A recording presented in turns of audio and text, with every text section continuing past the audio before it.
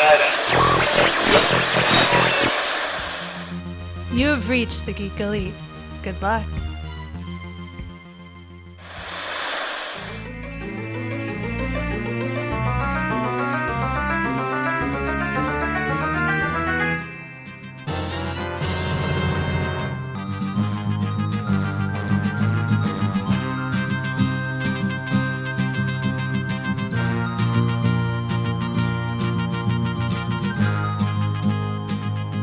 Welcome back to another episode of VHS Gems, Geek Elite Media's podcast in which we open up the treasure box of movies from our childhood that came out on VHS and determine whether or not those movies are the gemstones that they are, or whether or not they've turned to dust, or if they should be repolished and redone for a more modern age. Today, we are going over our first anime, I think, because I don't remember if they did. Yeah, they probably didn't do an anime in the first season. First anime from 1988, I would say the anime that started the American audience wanting more anime in the 90s, which would be Akira, which I thought I had watched before, but apparently I had not, because I did not remember any of it. Now, I want to go so far as to say that we have done the first animation period in VHS Gems, as opposed to the previous season. I don't think they covered any animation whatsoever. Oh, yeah, because we did the Secret of Nim a couple weeks ago.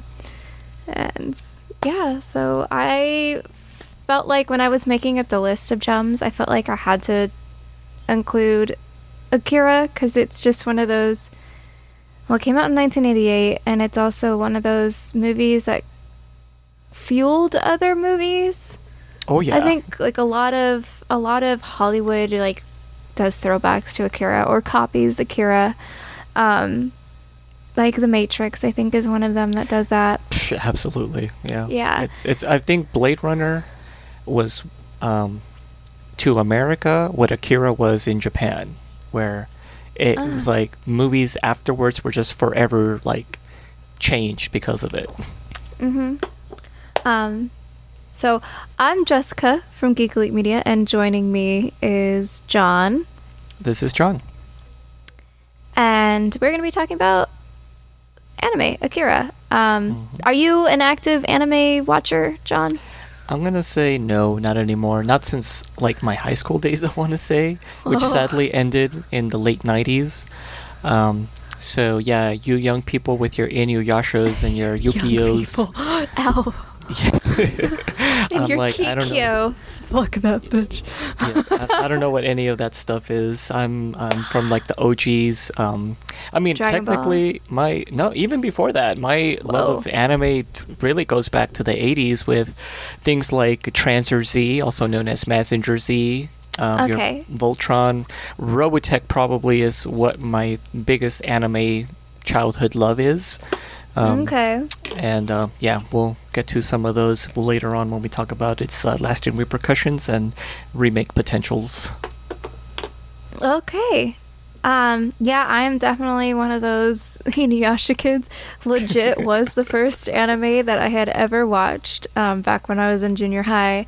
And I became pretty addicted to that Adult Swim Saturday night anime. I didn't understand what was going on ever. I think Inuyasha is pretty simple, but like, what is it? Fooly Cooly was on at the time, and I was like, I don't know what this is about, but I'm enjoying it. I think that's when I didn't understand till probably the third watch through was I like, oh, I get it now. Yeah, I saw something called Escaflowne like cross my way once. I'm like, nope.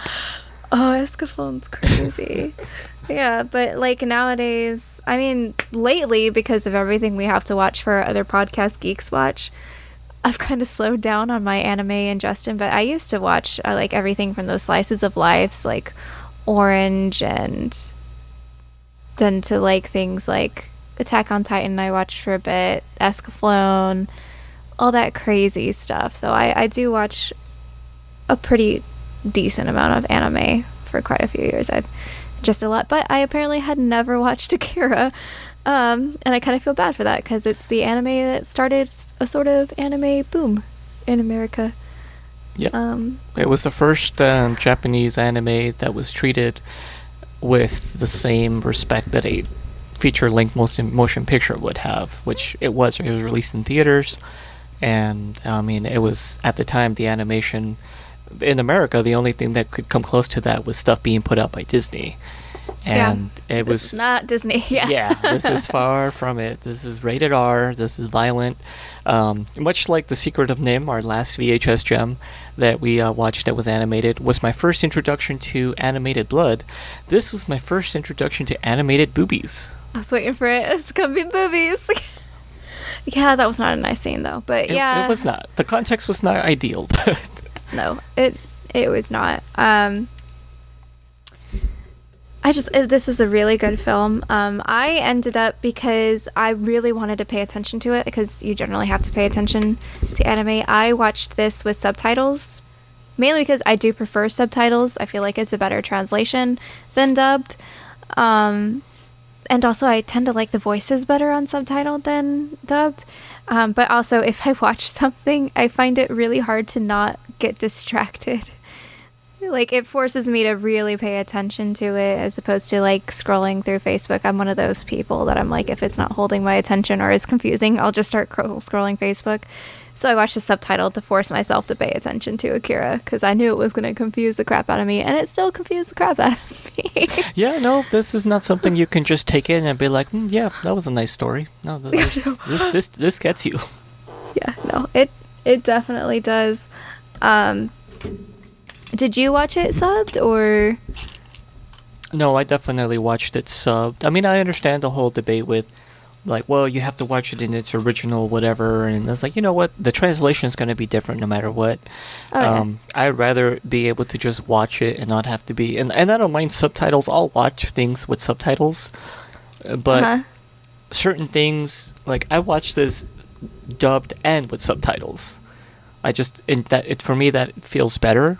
I don't always necessarily look at the subtitles. I just like it better that way, because mostly because of my hard of hearingness. I think I enjoy it more if I can kind of follow along what they're saying with what's written, and if I don't have to look at it, then I'm fine. Oh, okay, all right, that's fair. Yeah, it is that huge debate, but really, it's like, if you like anime, just watch it how you want to watch it. Like, yeah. I know. I watch subbed when I want to pay attention to it. I watch dubbed when I have other stuff to do. Like, you're not going to get arrested by the anime police. Yeah, no, you're not. Just be you. There's no gatekeeping in just anime. Enjoy life. It's the only one we get, people. Yeah. So yeah, Akira. You did send me a video that explained the differences between the anime and the manga, which were made by the same person. Mm-hmm. I'm gonna blank on their name. Katsuhiro Otomo. Oh, thank you. Otomo. He did. Oh yeah. Oh, there you go. Katsuhiro Otomo. There you go. You got a really cool book. He was writing the manga still when he got, I guess you could say, movie rights to make the anime. Yeah. Too. He got greenlit the project. Yeah, greenlit the project. So he got to work on both things, but he didn't finish the manga till after the anime had already came out. So the anime finishes at the halfway point of the manga.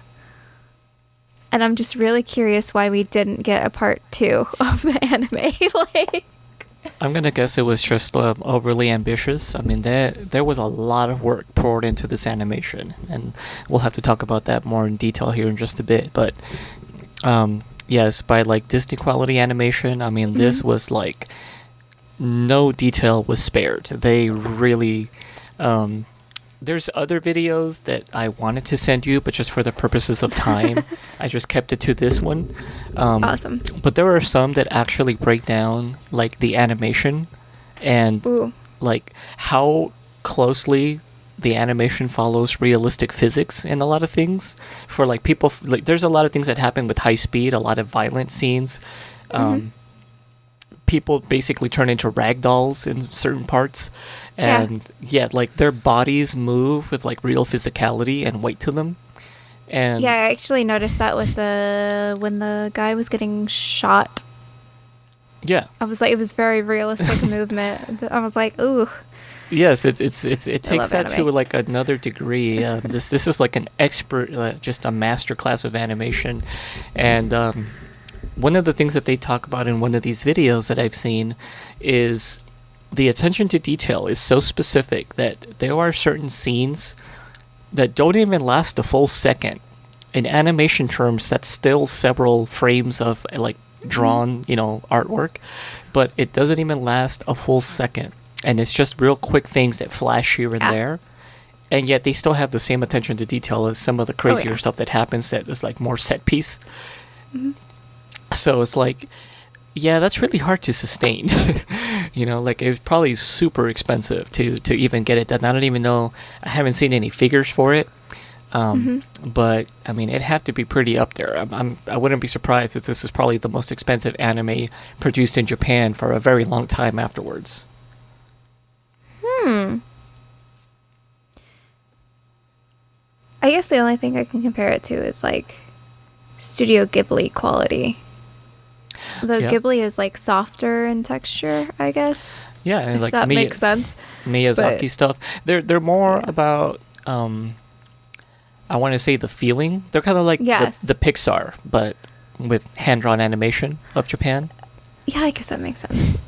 Like, not that he doesn't have like some kind of graphic. Like Princess Mononoke, I think would be the closest to Akira, at least of the Ghibli films that I have watched. I've watched most of them, but not all of them. But Mononoke is very graphic and violent, and there's scenes of it, like the way they treat blood in it, reminds me a lot of Akira.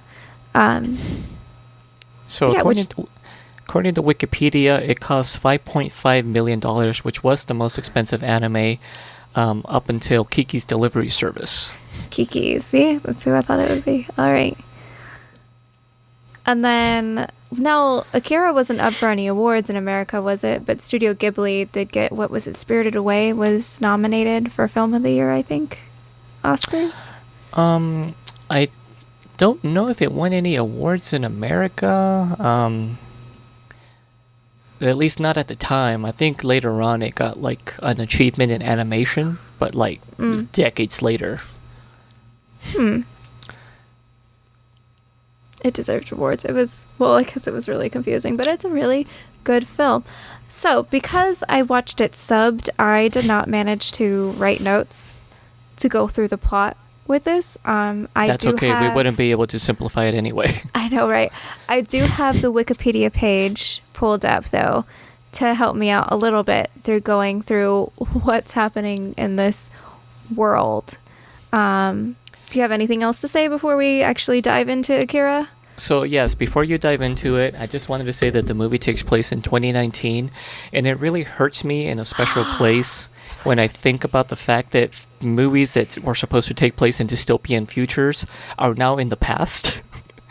That I'm like, wow. Where's my dystopia, dang it?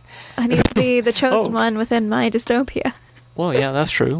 Waiting for the world to collapse before I actually, give a shit and start doing things. That was just my little tidbit before we jump right into it.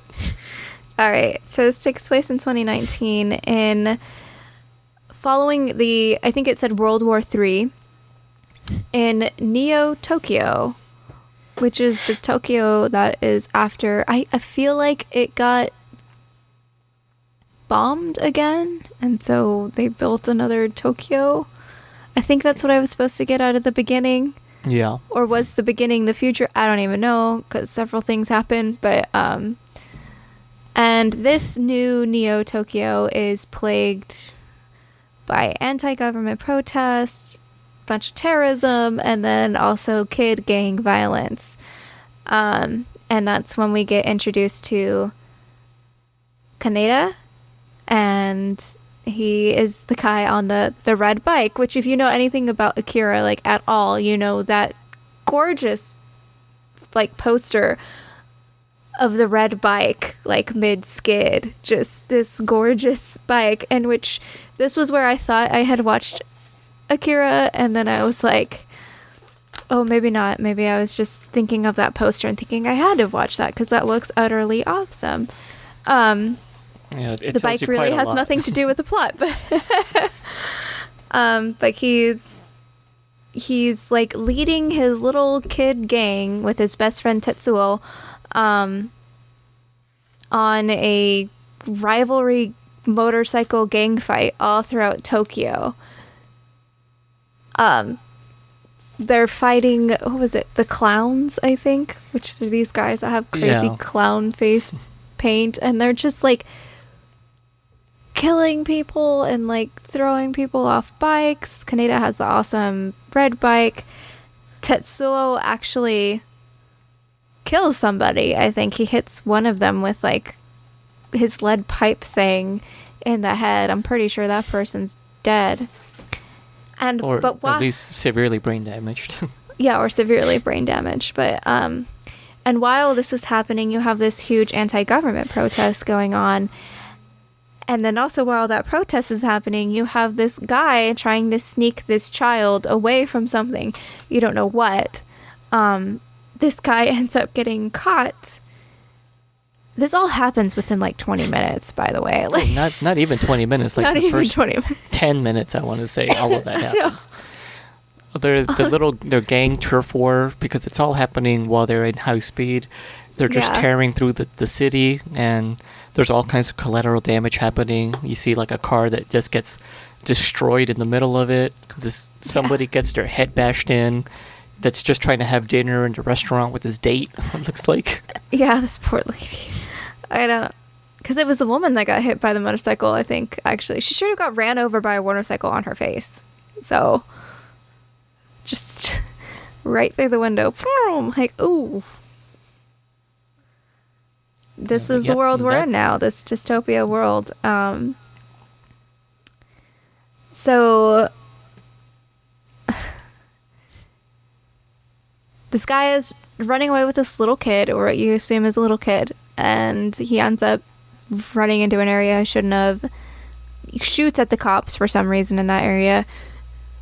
Gets murdered, like just gets shot by a whole line of police, because that's the state that we're in this Neo Tokyo. And he tells the kid to run away, and that's when you get the first shot of the kid, and it's like a kid, but he looks like a walking corpse. It's the only way I can describe it. His name is... Like a zombie, kind of, yeah. Like a zombie, yeah. His name is Takashi. You find out a little later on he is what they call an Esper, which is basically kids that can use ESP.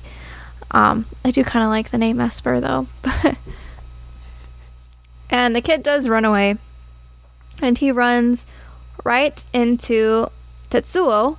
Right after Tetsuo killed that guy, Tetsuo is about to run over this kid, and he stops or tries to stop, and instead his bike explodes. Because you find out the kid has ESP, and he basically used his ESP to protect himself from getting run over. And then, Tetsuo's injury, Kanata catches up to them, and then the government comes and swoops in with this other corpse-like kid in like a futuristic wheelchair thing. And they pick up Takashi, and they take Tetsuo, and they arrest Kanata and the rest of the gang. Yeah. That's the only way I can say that is it. And I remember at this point I had paused it to go do something, and I looked and I was like, it's only been 30 minutes. Like, so much has happened in this film. And it's only been 30 minutes. Like, you're just thrown into the plot, and you just have to like hang on to your seat, you know. Yeah. Oh yeah. And the plot keeps on coming. So while Kaneda is getting interrogated by the police, that's where he meets Kai. She is an activist within the resistance. She's one of our female roles. She's a strong, badass woman fighting to resist the government, because government sucks. Not quite sure why. I just assume in the way that most governments suck. They don't really, at least in the anime, I know the manga is significantly longer. In the anime, they don't really, like, is it a super controlling government? Is there a dictator? It looks like it's kind of a police state. kind of fascist, I guess. Yeah, not like super obvious, but yeah, like you can tell they're a little too quick with the military presence on the streets. Yeah, very quick. Then again, they have like bike gangs going by and killing people all the time. So well, I mean, it's dystopian Neo Tokyo. It's what you do. Yeah, it's what you do. I can't believe this was 2019. So he meets Kai. He basically gets her out of being arrested along with them because the cops pretty much realize they're just school kids, whatever, who cares. And the school will punish them, I guess, is kind of what it is. And he gets Kai out, instantly starts flirting with her because she's cute. And she just doesn't fall for it at all. Well, she's got more important things on her mind, and Kaneda's just like, hey, you're hot. In fact, I think that's exactly what he says when he sees her picture. Yeah. What was this thing? He kept on wanting to go get tea with her. You want to go get some tea? Well, let's just go get some tea. I got you out of jail. Let's go get some tea. Come on. He just wanted to go get tea with her, but she had other things to do. And she was going to focus on those things. And that other thing was resistance. But at the secret facility, you find out that Tetsuo has the same ESP psychic abilities that Takashi had, the little kid had. And how they found this out was through like a blood test that made music noises, and I'm still trying to understand it, and I don't think I ever will. It was cool. I like the music noises. It sounded very nice. I don't know how that's blood test. I don't know how that determines you have ESP or not. See, that's just plot contrivances. What you really should focus on in that scene is how awesome the animation was in all of the MRI equipment, because every single piece of that machine was a moving component. That machine, MRI of the future. It looked really, really cool, yeah. But yeah, basically they found out like, oh, this kid has it was like a genetic marker that showed a predisposition for the Esper ability. Mm-hmm. And the doctor that was examining him was like, oh, it looks like it almost matches that of Akira, which is what kind of that's the first time we hear mention of the name, which is the namesake of the movie, and that's gonna factor heavily for the rest of the movie, because who is Akira? It basically seals Tetsuo's fate. Yep. So you found out Tetsuo is also an Esper, and they let him out. Or does he escape? I don't even quite remember. I think they just let him out or release him for some reason, just to see what happens. No, he escaped. He does escape. They went to go check on him, and he was gone. He's like went back to like his girlfriend, I guess. He was like all bandaged up and everything. Right, he went to Kaori. He stole the bike. That's what happened. So while Kaneda is at school getting punished for being in a bike gang, Tetsuo escapes, and then he goes to get that really awesome red bike, as well as his girlfriend Kaori. The poor girl. I did want to point out one detail here that I kind of liked. That all of the gang members basically have their own little groupie that follows each one of them. Yeah. And I just like that, like, it follows a pecking order, because you could tell that the one that's with Tetsuo is like the homeliest of all of them. Yeah. Like, she just got like a plain little tank top, and just kind of like her hair's messier, but the guys don't even seem to care. Like, the one that's hanging off of Kaneda, like, he couldn't even like bother. He doesn't even care about her. Yeah, even though he's got groupies. But they're all there for them. They're called skirt chasers. That's what the girls kept calling them. Was like, just a skirt chaser. I don't know if that's what they say in the dubbed version, but in the subbed version, they call them skirt chasers.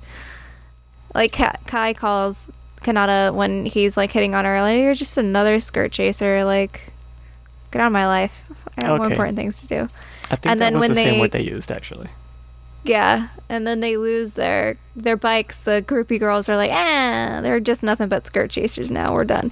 Like, oh yeah, no. Without in Okay. that scene, without the bikes, the girl said they're just.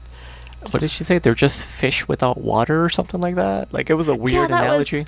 That was repeated a lot. You're a fish without water, and something I can't remember. There was something about it in the subbed version too, where they kept on going back to that analogy because they didn't have their bikes, but then they did still have their bikes, so I got really confused.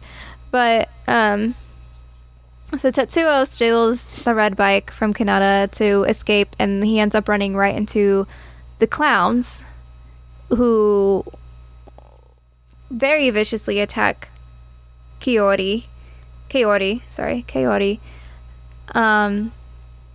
And Tetsuo can't do anything about it, but Kanata comes in and saves the day, and this is where you get that Kanata and Tetsuo have been friends for a long time, and Kanata's always coming in to rescue Tetsuo, and Tetsuo is clearly not okay with that anymore.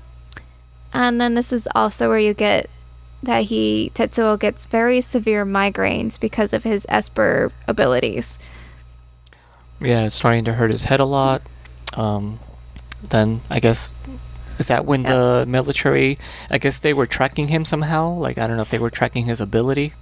Yeah, see, that's why I felt like he didn't escape. I felt like they kind of sort of let him escape so that they could figure out if he actually had the ability or not. But there's a lot happens in 45 minutes of this movie. This 2-hour movie. A lot happens in this 2-hour movie.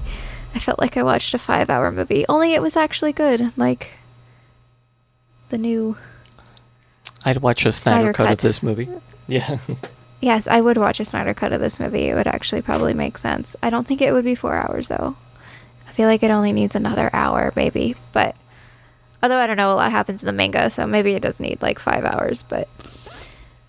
So the military comes back in, snatches up Tetsuo, and leaves everybody behind. And that leads to Kaneda joining up with Kai's resistance cell. At first, because he just kind of saves her. She gets... he's near one of their attacks, and he sees her running away, and he chases her, saves her life. She shoots a police officer, but they manage to get away, and she kind of... they kind of lock him up, not trusting him, thinking he's a spy. But he ends up escaping and overhearing that they have a plan to rescue Tetsuo from the super secret government agency. And he basically is like, I'm going to join you. That's my friend. You're not going to believe this, but that's my friend. Like, I really want to help save him. So that's how he ends up with the resistance. And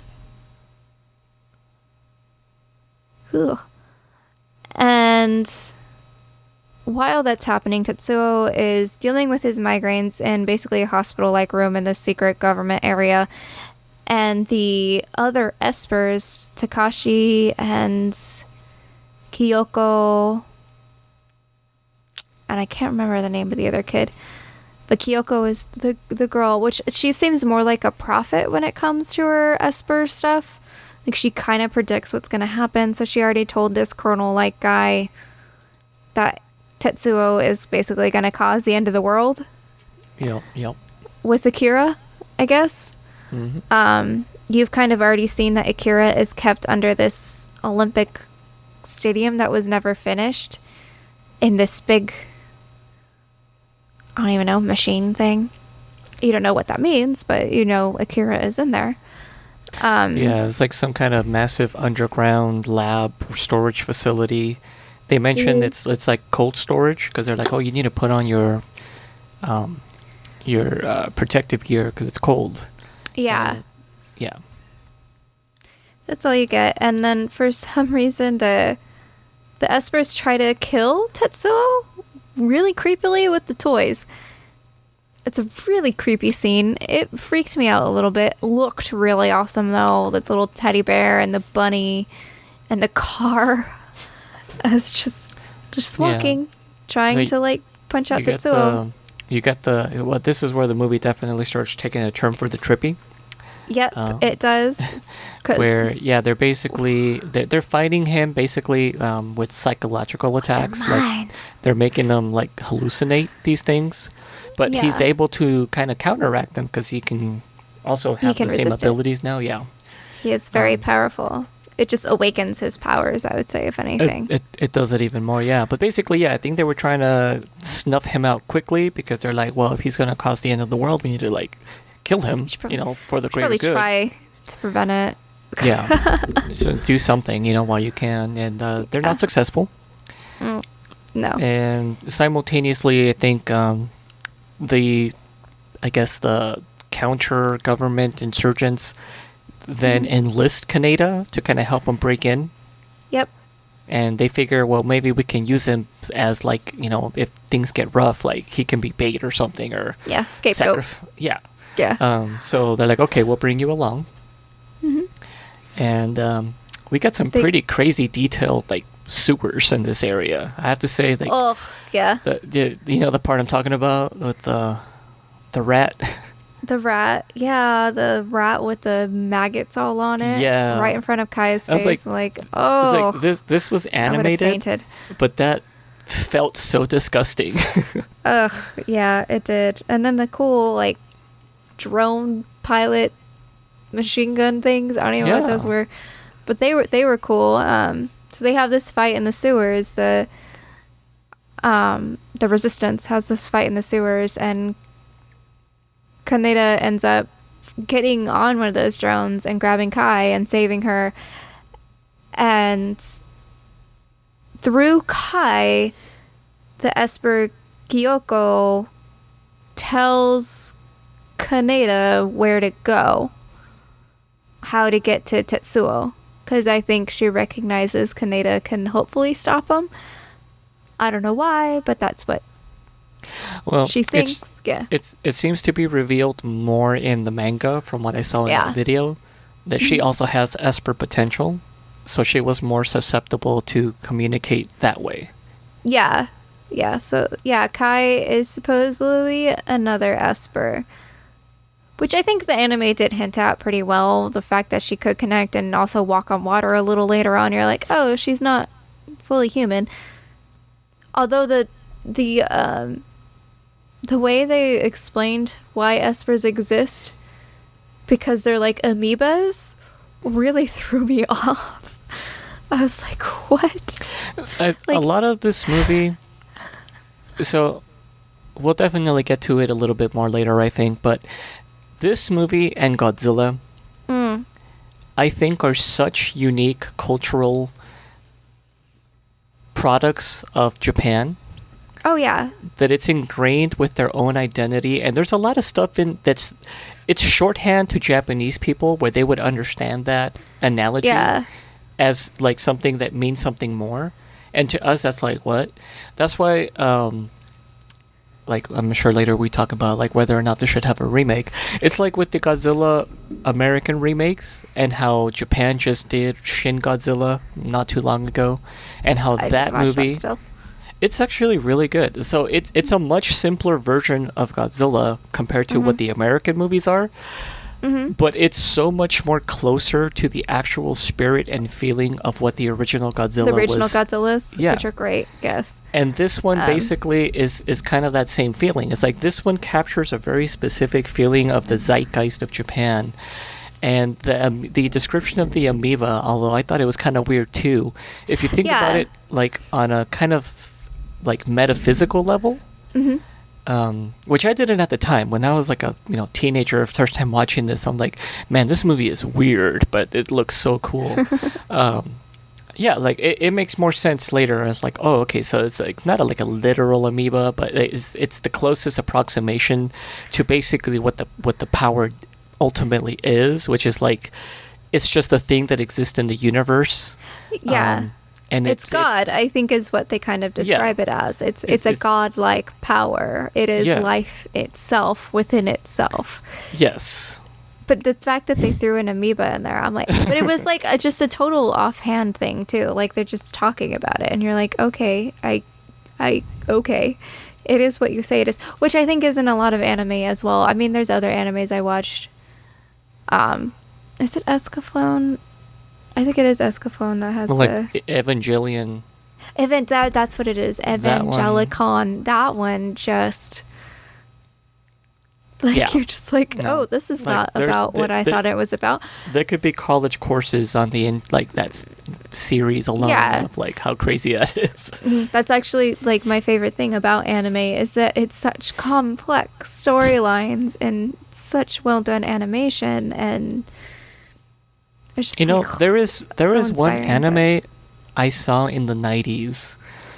And it'll forever haunt me because I don't know how I could look it up. I only remember bits and pieces of it. But I remember that it takes place in like a fantasy kind of environment.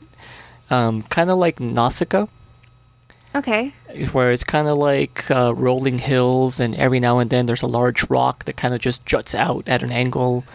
And like it's like an ancient civilization that's long past, so there's just a lot of ruins here and there scattered around. The closest I could describe it is like if you've ever played Shadows of the Colossus. And no. Okay. But I can envision this. That's a fantastic game, by the way. You should check it out sometime. But yeah, basically just like ruins here and there. Like obviously a great civilization was once here, but it's long gone. And it's just like this character and this younger character just kind of like wandering through these meadows. It's like... that's all I can remember about it, but and that probably is so many different animes too. I know, that's a lot of things. But it's just know. But I just remember if it was a harem or like a no. Ooh, I don't know. I just remember bits and pieces. That's kind of the setting, and it was like mid 90s. That's all I could tell you. So it's something that obviously happened either like from like 96 or prior, and it was such a cool looking environment. I don't remember the story at all. I do know that it was vaguely fantasy based, so there might have been some supernatural elements, but I think it was just a couple of a person with a slightly younger person just wandering. I think they were both female, or maybe the older one was female, the younger one might have been a boy. And it's just like in this fantasy setting with ruins and beautiful green hills. The wind was blowing, so the grass had that little shimmer to it. That's all I can remember. But it looks so cool, and I wish it could come back to me. Just Google that. Just Google all of that in the Google box and see what happens. All right, so that's going to eliminate all of the mecha anime, but then I still have like... 5 million 1990s. I don't know. I feel like it being in the 90s might help you out a little bit, especially if you managed to watch it here in the Americas. So I did, and I'm pretty sure it was on TV, but I was in LA at the time, so it might have been like a very specific channel that had it. That might hurt your. Yeah, for all I know, it could have been public access, and somebody just happened to be a fan of animation that put in a bootleg video. I don't know.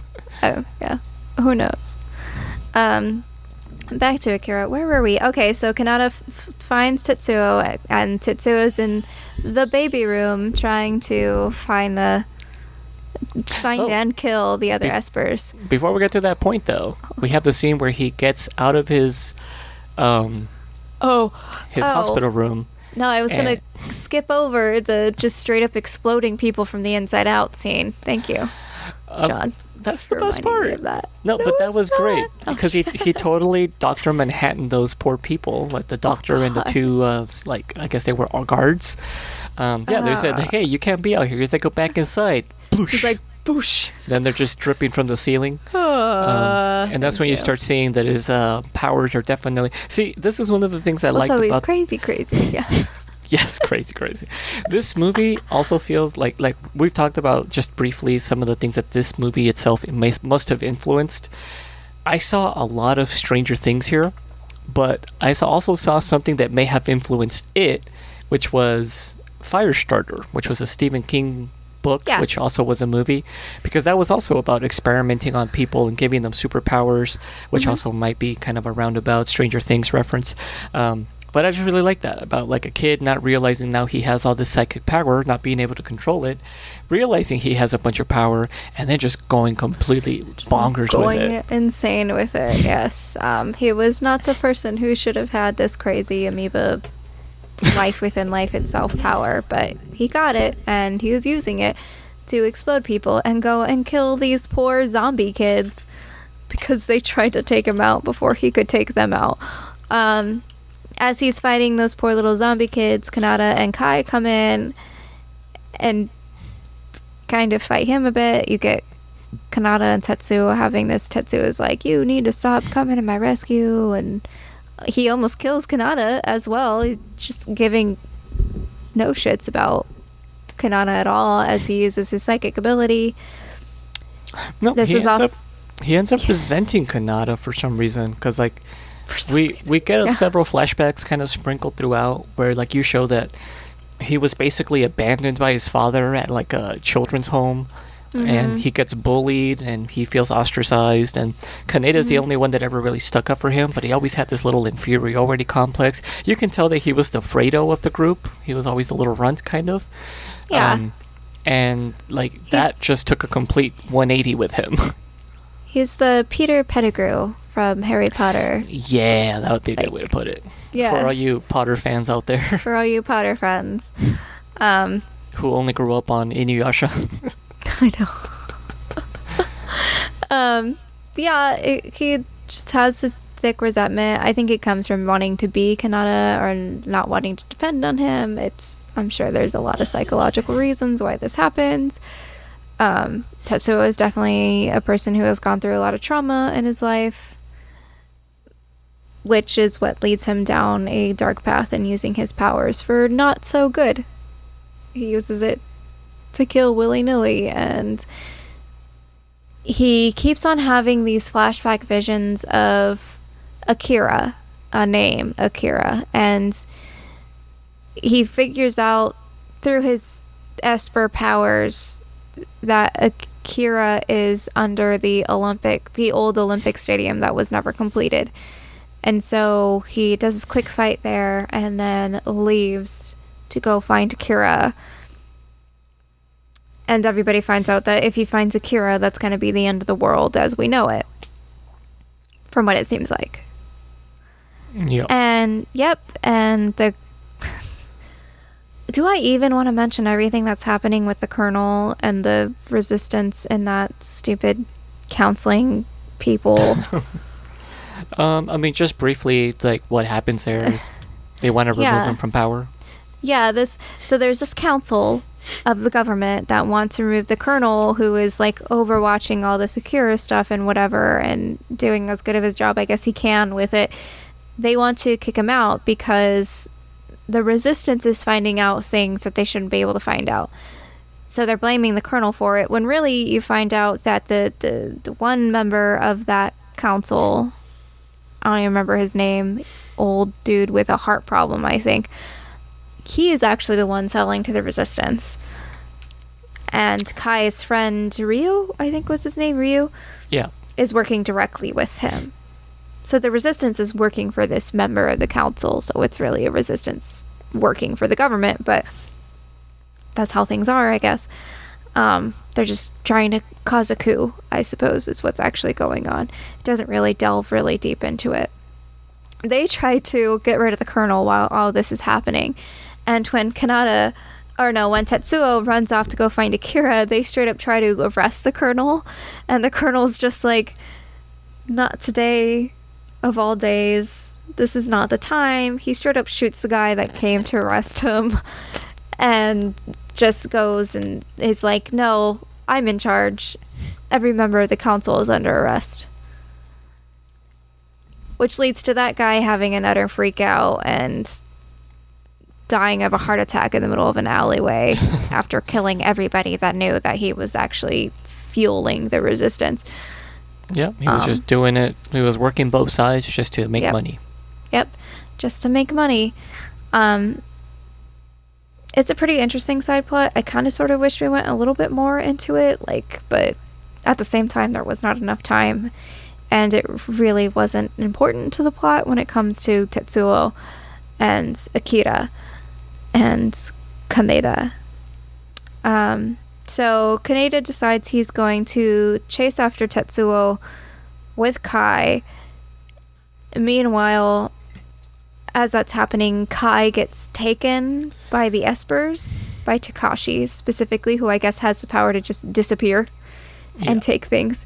And this is where you kind of find out that Kai has Esper powers and she could potentially stop Tetsuo. And that's what they're kind of sort of banking on, is that they can use Kai to stop Tetsuo. And Kaneda is going to white knight that and not let that happen, basically. He's very upset. And Tetsuo makes his way to the Olympic Stadium, blowing stuff up and blowing people up and just stopping bullets with his mind. Hello, Matrix. And yeah, this is definitely an influence, yeah.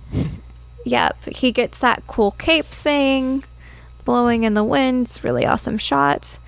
Which, by the way, that's future cosplay goals for myself now. It's like, I just have to figure out how to make the robot arm, and like, I'm totally doing Tetsuo. Well, that is a little bit later, so the robot arm is at least a little bit later. But anyway, Kanata, Tetsuo, they get to the stadium. Tetsuo gets to Akira, and he learns that through really awesome animation, by the way. I'm really blowing past this. But he finds out that Akira is just cells put in these little jars. Pieces of nerve tissue. Not cells, I guess nerve tissue. I think like cerebrum and like cerebellum and his heart. And so mainly it is his neurological tissue, from what I understood, because the neurons are basically who you are as a person if you're going to go into neurology. But Which we're not, because it's terrifying and it makes you question everything about your life, because life isn't real, it's an illusion. But anyway. Wow, usually I'm the one that takes it there, but cool. You got to remember, I did actually take neurology in college, which is why I completely understand, because when you take a neurology class, you learn a lot of things that will change your perspective of life. Existence is very fragile, and everything is perception here. Everything is sensation and perception, and it's all kind of a lie. But it's a fun lie, at least, hopefully. And how do I know that we still don't know what happens after? So see, how do I know I'm actually experiencing other people, and all of this isn't some kind of simulation happening inside my own head? The whole thing is that it actually is a simulation inside your own head. Interesting. Because you can only interpret so much. And your brain just interprets what it wants to interpret. So it is. You know what my favorite little tidbit when it comes to neuroscience is? The fact that we're actually technically living in the past. Because of the speed that things take, even at the speed of light, we're never actually in the present. Everything we're experiencing is already happened. It's all our brain registering what happened. The quickest way to learn this is when you touch something that's hot. It doesn't feel hot when you first touch it. It feels hot after your brain realizes, oh, shit, that's hot. Exactly. It's not the instant you touch it that it's hot. It's when your brain recognizes it as being hot. That's the best example of that. And also one of my favorite reflexes is the stop, to make your brain not drop the hot thing if you don't want to drop the hot thing. So it's fun. There's a reflex that keeps you from biting through your own tongue or your own lip. And when that gets compromised, you can bite through your own tongue or lip. You can bite through your own tongue and lip, yes. Yeah, we could get into neurology pretty well. I mean, it's been a few years. This has the makings of a new podcast, like Geek Psychology. Geek Psychology. Oh, yeah. Maybe if I go for my master's, we'll do that. But anyway, Kanata gets there after Tetsuo realizes, and the colonel shouts to him too, he's dead, he's been dissected, we wanted to figure out how he worked, so we just destroyed him, which is just, that's how it would be, I guess. Not scientists and all. His power killed him because it was too much, like his body just couldn't handle it. And they realized that the technology they had at the time wasn't really good enough to understand what actually happened. So they're like, well, we're just going to save some samples, and hopefully when science advances enough, they'll like be able to better understand and maybe do something with this information. But here's like, well, this happened, and that's all we could do with it at the time. Yep, pretty much. So, Shikishima is the name of the colonel. There you go. All right. So Kanata gets to this Esper fight because Kai also comes in and fights Tetsuo in her Esper way. Doesn't quite win. And then Kanata just comes in with a laser rifle and is just like, I'm going to kill you. And it's just great because he's just a completely normal, I mean, I guess not completely normal because he does run a gang, but just... I mean, he has nothing more on his side other than just, like, the weird bravado that comes with that, you know, like, yes. I'm going to save the day. Yeah, no, this is not okay. He kind of sort of tries to talk Tetsuo down. It doesn't quite work, and I think Kanata kind of sort of realizes, okay, he needs to die. He's going to destroy the world with his powers that he can't control, and he's clearly lost it because he's just killing people left and right and with no remorse, and goes to kill him. And while this is happening, Shikishima, the colonel, he fires an orbital weapon, so a weapon from a satellite, which was cool because I didn't even know that was happening. I just saw the light beam and I was like, what is happening? I thought some Esper technology was happening, and then like laser shot. They reference it a couple of times beforehand. They're like, do we have access to the, what was it, the soul? The soul. Yeah, which is, like, what's the soul? It's a cool play on words because it's, you know, soul is the sun. But it's also, I think it stood for suborbital laser. Yeah.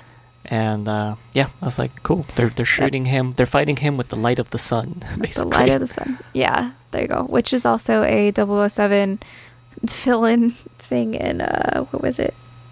Die Another Day. It was that the one where they were doing that? It was a big mirrored satellite that would reflect the sun into like a beam. Wait, that was the same thing for GoldenEye then, because that was a space laser also. Yes, GoldenEye was the laser. Die Another Day was the actual sun. The reflection. Wow. Like a giant magnifying glass in the sky. You know, they definitely were reaching their creative peak by that point in James Bond movies. Yeah. I love James Bond movies, though, by the way. I may be laughing at it, but I absolutely love 007 Oh, yeah. movies. They have their value to pop culture. Absolutely. Yes. So...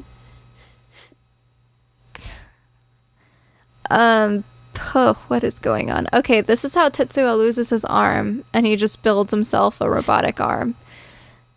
And they kind of sort of all pull back. Oh, he destroys Soul. That's what happens. Tetsuo just like leaps into the sky and just blows up the satellite like it was nothing. Comes back down and he sits on a throne on the stadium. Like, this is my house now. He's got little Akira and his little jars lined up behind him.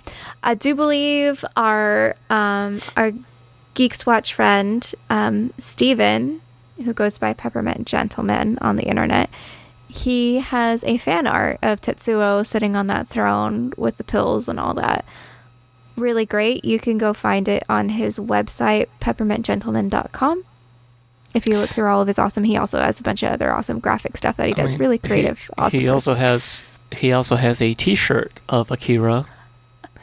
Okay, but he didn't make the T-shirt, John. You just won Best Friend Award by like getting us all really awesome T-shirts. But I was gonna say it's an amalgamation of Akira and Shakira, so it has the pop singer in place of Kaneda on top of their gorgeous red motorcycle.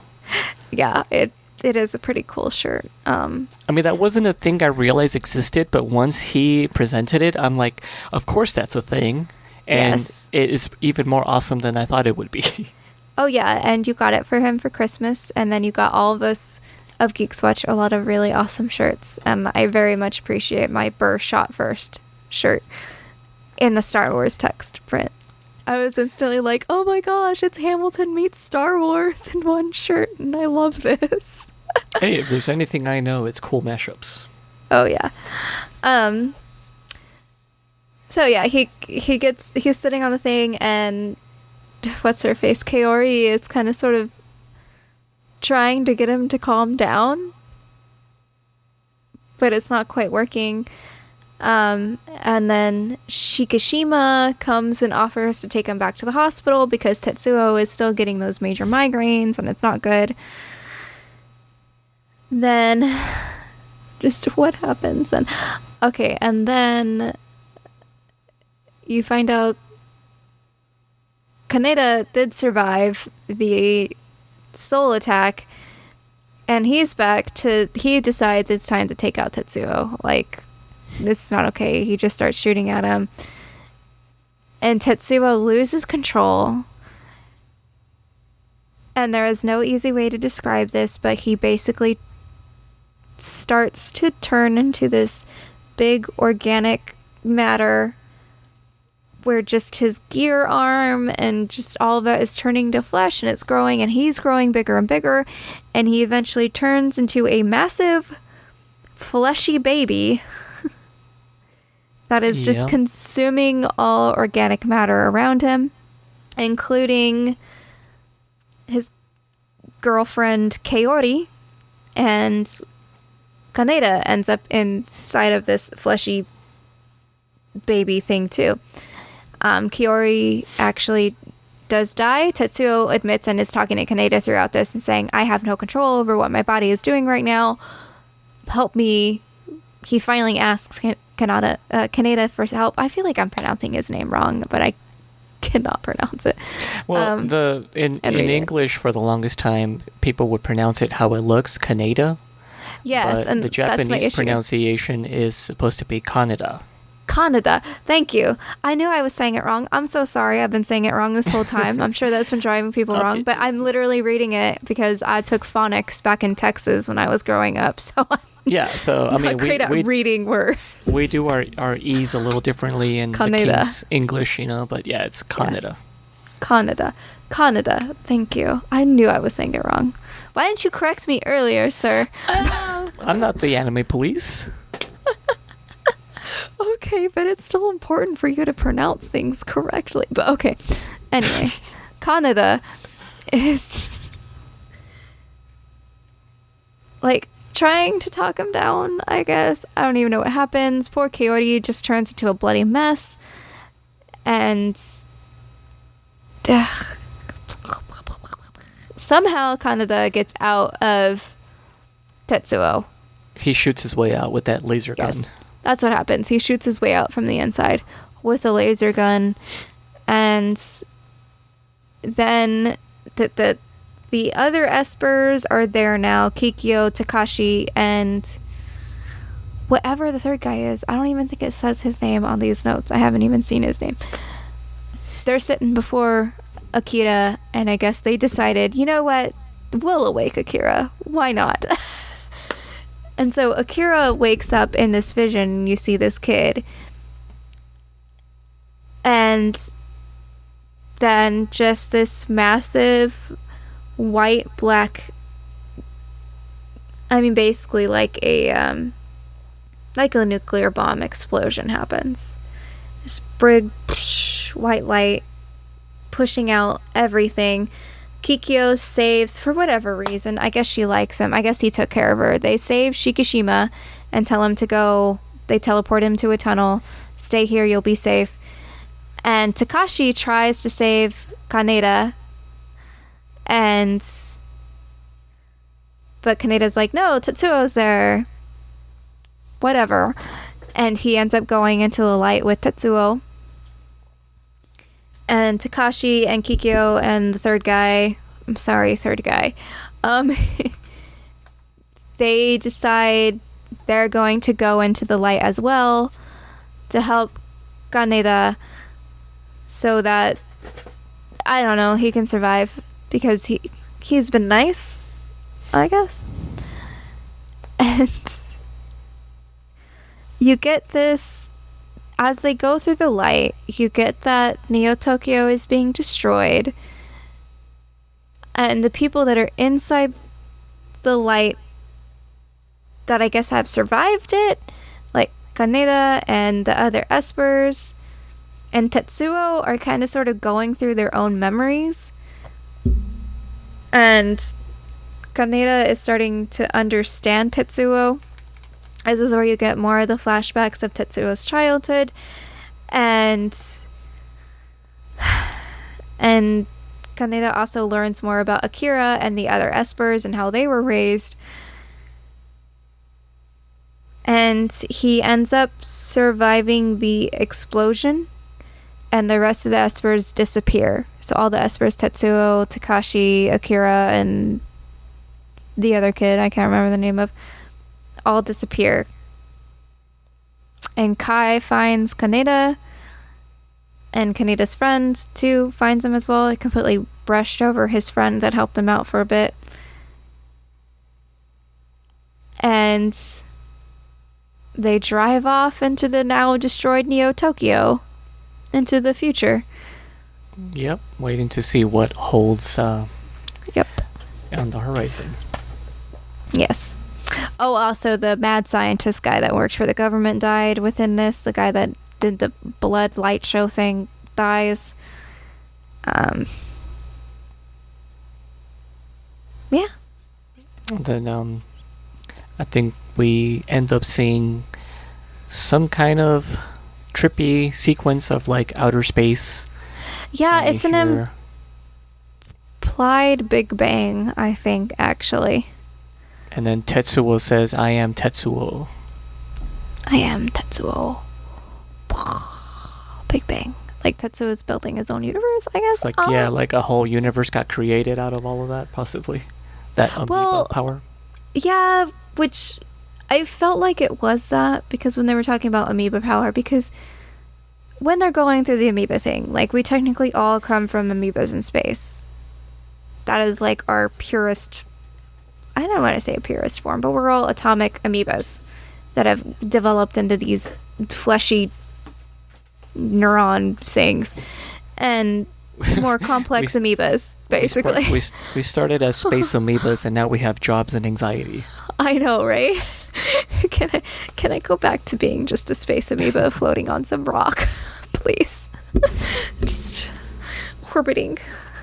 But and I got that the explosion wasn't radiation. It was like black matter or dark matter was what I was getting at. Everything turned to darkness. It was matter like a black itself. hole, kind of, yeah. Yes. So that's where it's like it's a Big Bang type thing, I guess, the making of a universe. The one thing they kept on repeating in this movie was like everybody had the Esper powers in some way, which reminds me of everybody is in touch with the Force, but if you just try hard enough. But if the blood test reveals your midi-chlorian count's high enough, you could be Akira level. Yes, you could be. Okay, you could be the chosen one that's meant to bring balance to the Force. Sorry. I mean, it's balanced if there's none left. You know, that's kind of keeps it I even. mean, I do like that meme of like where, well, I don't know, Anakin killed all the Jedi so that there's only 2 left, and then there's only 2 Sith left, so how is it not balanced? I mean, interpretation is everything, right? I know, well, right? what does it mean exactly? Who wrote that prophecy? Balance don't sound like a good idea, but that's another podcast all in itself. So, like, I get the bigger picture of this thing. I just wanted so much more, and this is where you get that there is so much more. The manga is like significantly longer than the movie. Least twice more stories still left, yeah. Yes. So, kind of touching up on that a little bit, from that video that I sent you, it says that the movie roughly stops at about the halfway point. Yes. Where in the manga, all of that happens pretty much the same, except that you don't have Tetsuo and Akira. Well, Akira does reappear, but Tetsuo doesn't die or turn into that big monster, at least not at this point. At this point, the Akira is alive. He's not in a bunch of pieces. He's alive as a little child, and he sort of tries to take over. He becomes like a warlord himself. We should probably, since we're talking about it so much, we should probably plug the video that you sent me. Let me quickly look. Yeah, there's a YouTube channel called Cinefix, which I love. It's great. It has so many cool videos on it. Mm-hmm. One of the particular things that they do is they like to talk about the difference between the book adaptations and the movies that they're based on. I enjoy that. Yeah. So yeah, and they like to point out, well, like, what did they get right? What was different? What works better? For instance, like Fight Club, they talk about how it's almost a 1-to-1 for the most part. The only real big difference is the ending.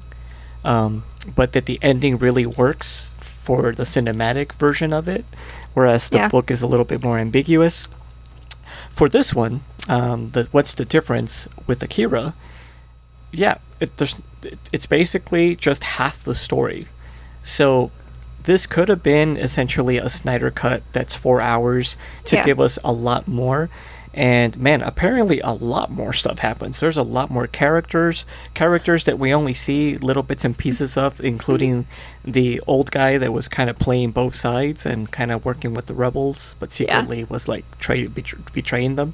I guess there's a whole lot more having to do with him and a bunch of characters that weren't even included in the anime simply for time reasons. Like some of their parts were kind of just distributed amongst other characters.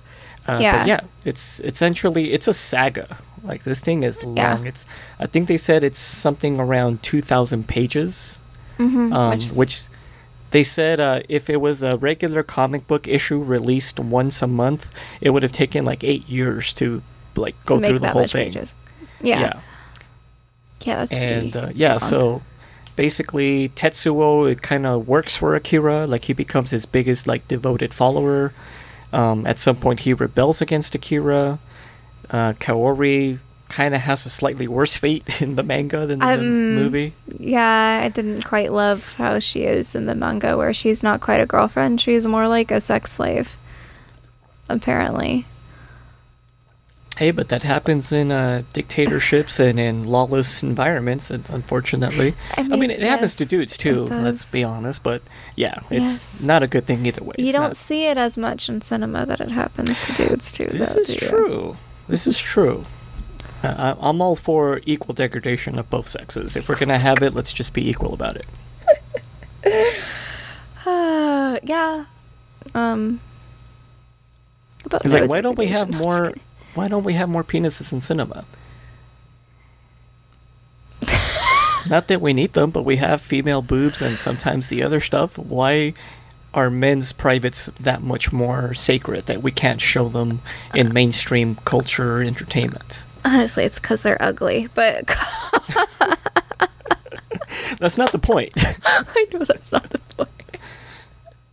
I mean, maybe they could put some Botox or something on them, like smooth them out a little. Botox. Touch them up. Oh no! Why did we go there? They took the wrinkles out. Oh my god! I can't even seg to something else right now. Well, how about some of its long-lasting impacts in pop culture? Did you know that there is an episode of South Park called Trapper Keeper, in which Cartman is yeah, there's an episode where Cartman's obsessed with this Trapper Keeper. And that's because it's like computer controlled. It's basically got like, it's just like a smart device that happens to also be a folder. But it becomes so advanced that it actually sucks Cartman in, and he morphs into that giant baby thing that Akira turns into. Almost exactly the same look of it.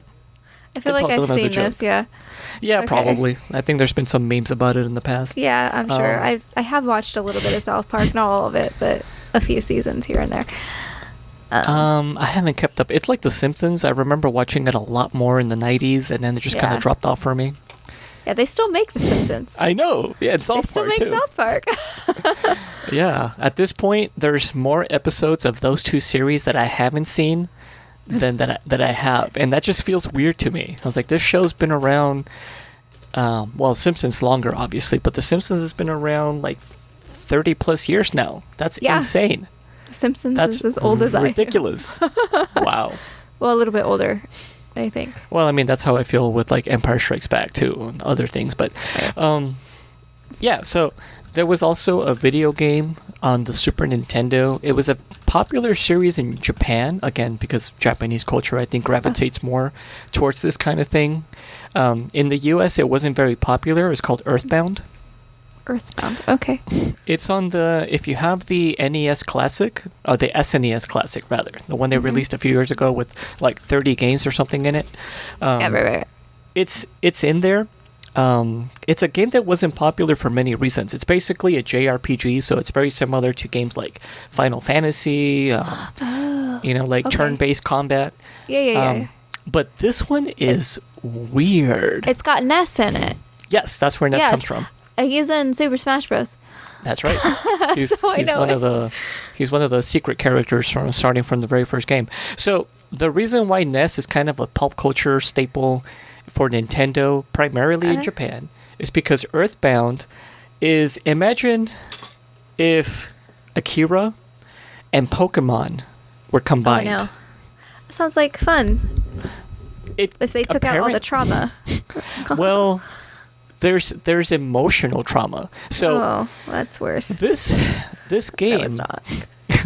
This game starts off really simple. You're in suburbia. You have your friends kind of following you. You fight simple things like street signs or like stray dogs. Like the usual. A street sign. Yes, it's actually kind of trippy.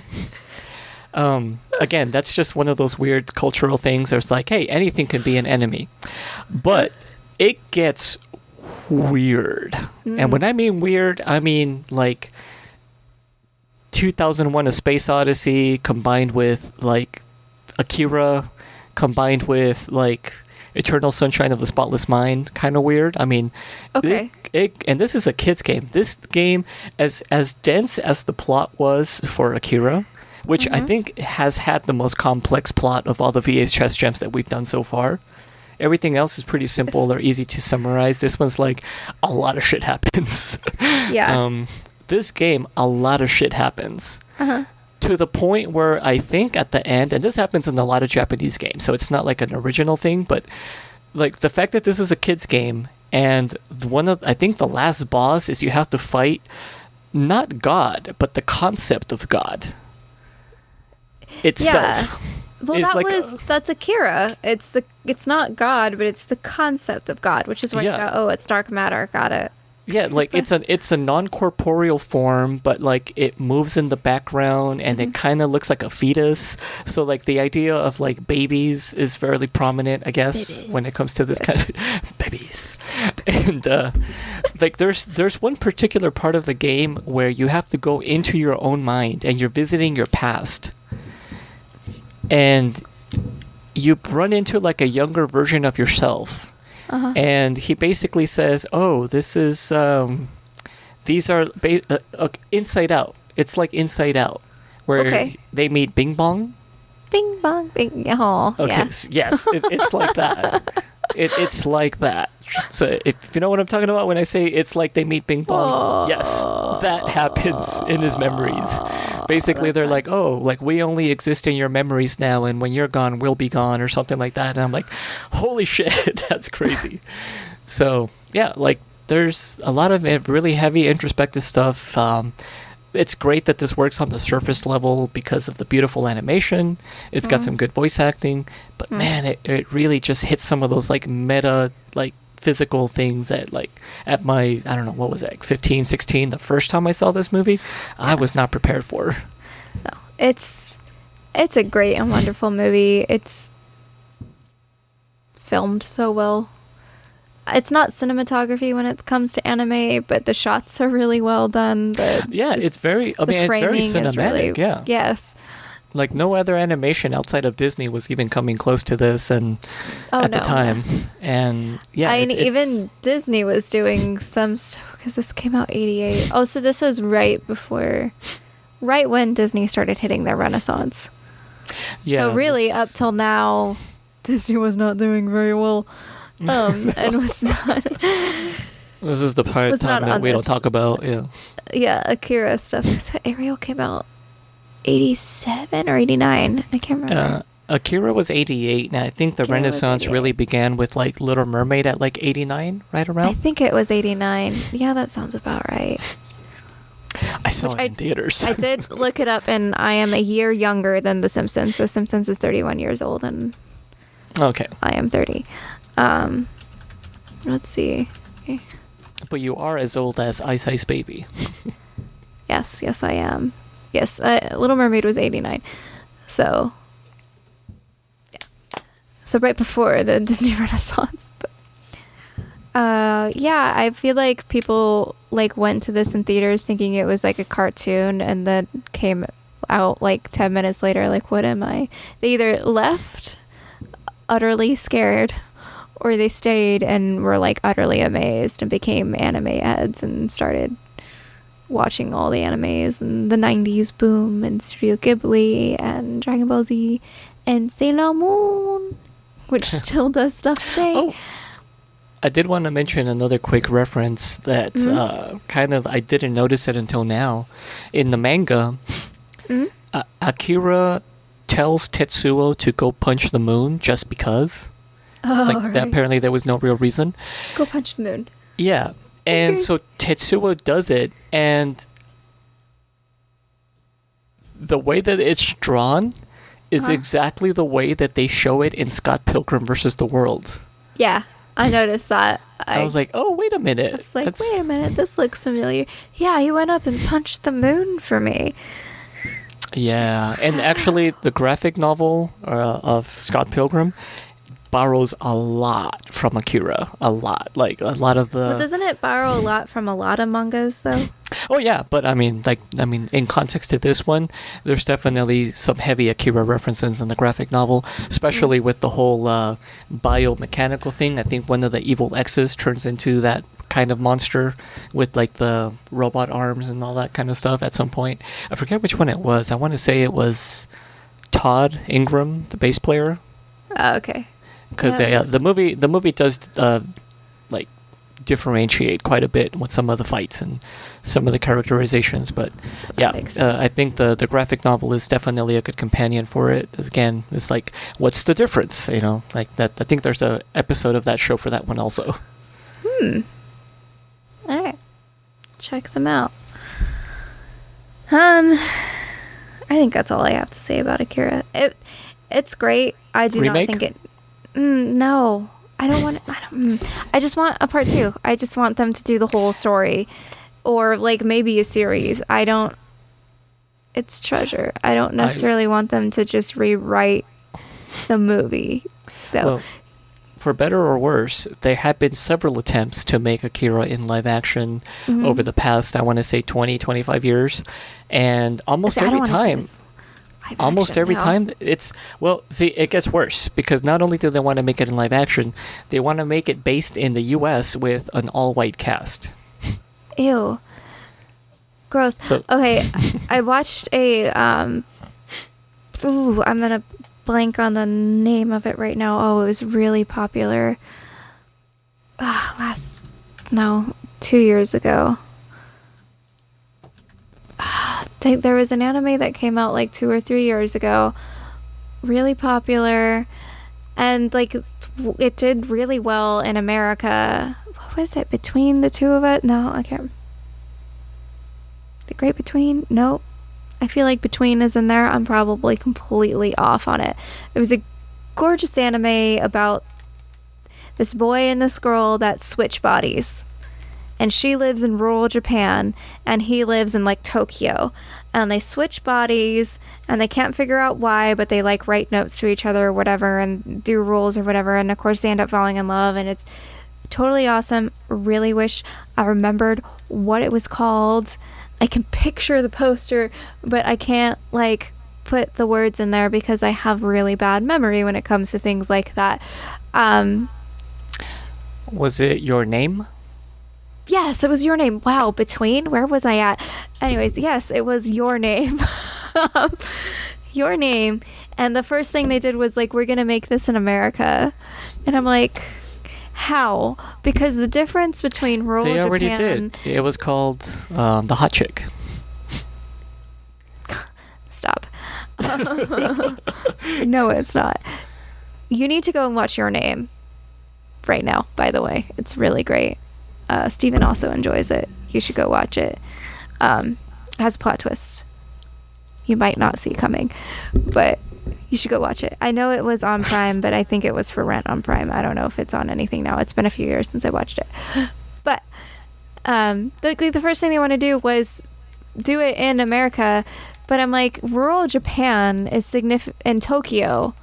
They're very different than how like LA versus a rural town in America would be different. Like, it's not a very balanced difference. Like, there's no way they could actually make this film set in America and have it make sense because of the traditions that are set in the Japanese culture. You know, it's funny. Japan could do a live action of it, though. I've always thought to myself, like, man, if I win the Powerball, which I'm still planning to someday, I want to make, one of the things I want to make, definitely want to become like a hotshot producer. I want to make a live action Saint Seiya. Except I want to do it. So Saint Seiya wasn't super popular in the U.S., but it took Latin America by storm. It was dubbed in Spain. I've seen pictures of it. Yes. Saint Seiya, yeah. The Knights of the Zodiac. Yeah, I love those guys. That anime is so cool. Not quite edgelordy, it's just very melodramatic. And I've always thought to myself, because I saw it in Spanish, I saw a Spanish dub of it, and the Spanish voice actors were like literals, like from Spain, like the production company that did it. Oh, that's cool. The theme song in Spanish is like night and day compared to the original Japanese like song. You can't even compare. You're like, how do you get this from that? Like, it's so weird, so different. But I've always thought to myself, like, if I become a crazy eccentric millionaire or billionaire, that'd be better. Yeah. I would make a live action Saint Seiya, aka Knights of the Zodiac, but I would make it all in Spanish. Just because I want to do that. I want to be that extra. Like, no, forget English. I'll see if I can get like a Japanese dude to be the main character, but it's a multinational cast. You have like a couple of white guys in there, somebody that's like, I think Chinese, and but they all have to be speaking. Okay, slow down. All right. They all have to be speaking proper Spanish.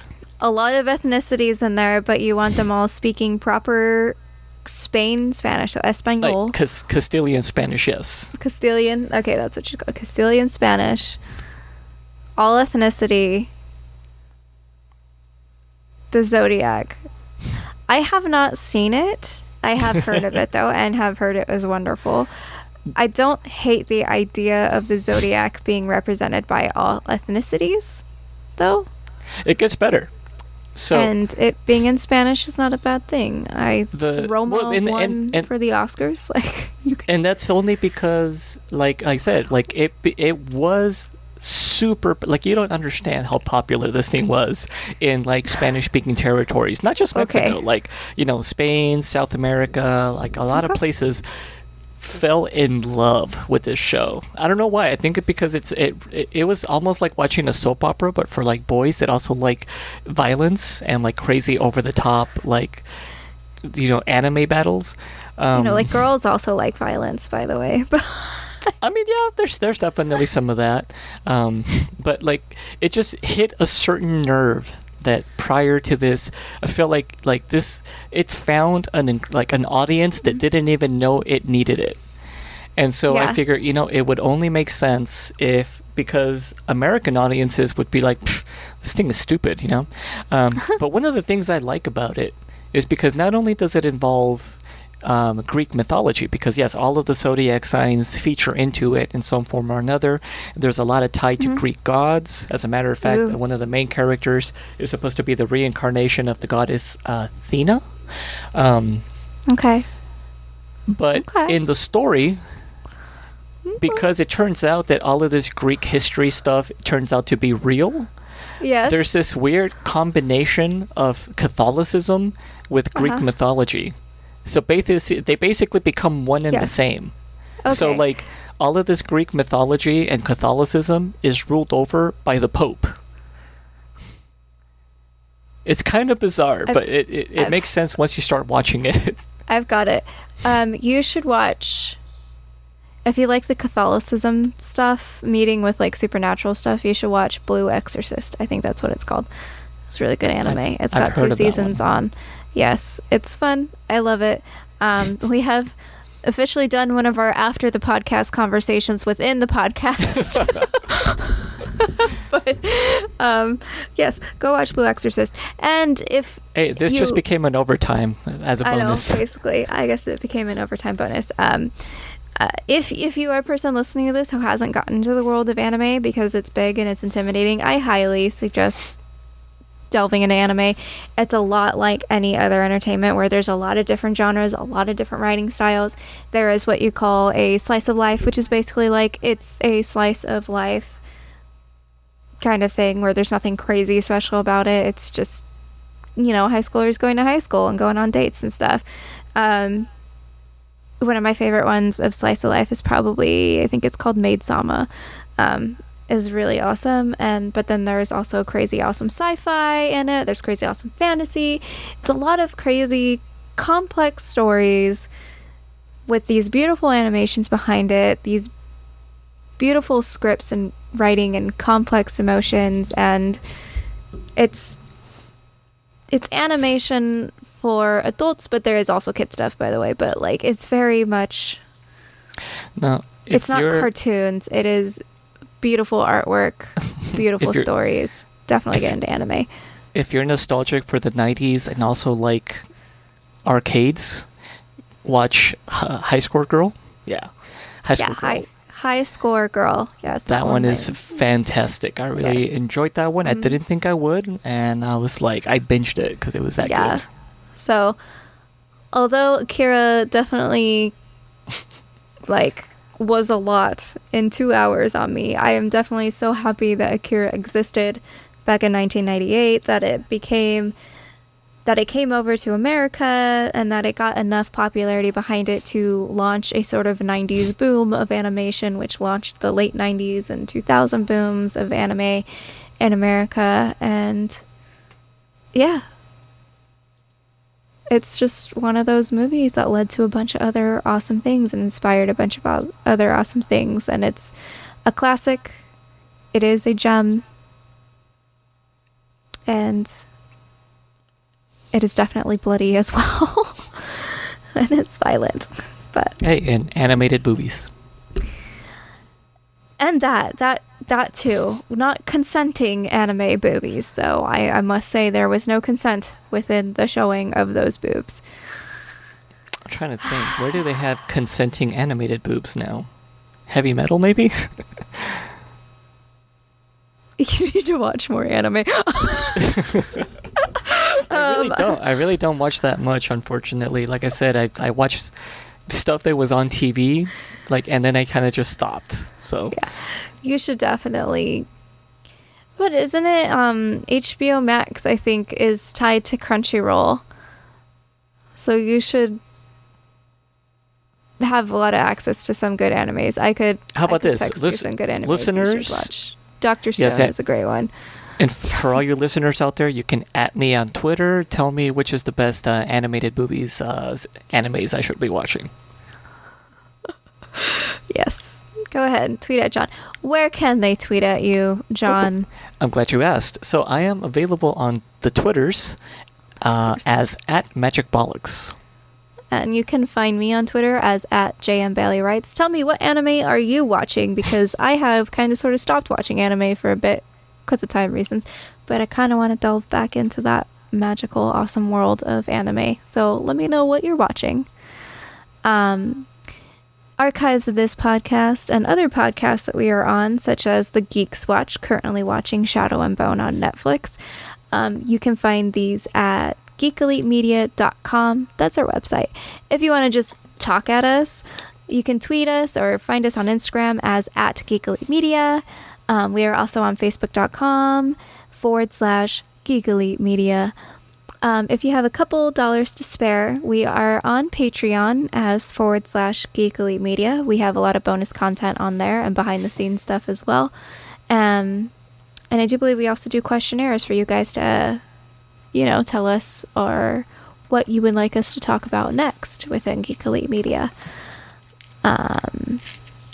Wherever you are listening to this, please be sure to rate, review, and subscribe. It helps us a lot. And until then, always remember to geek out. This concludes our broadcast.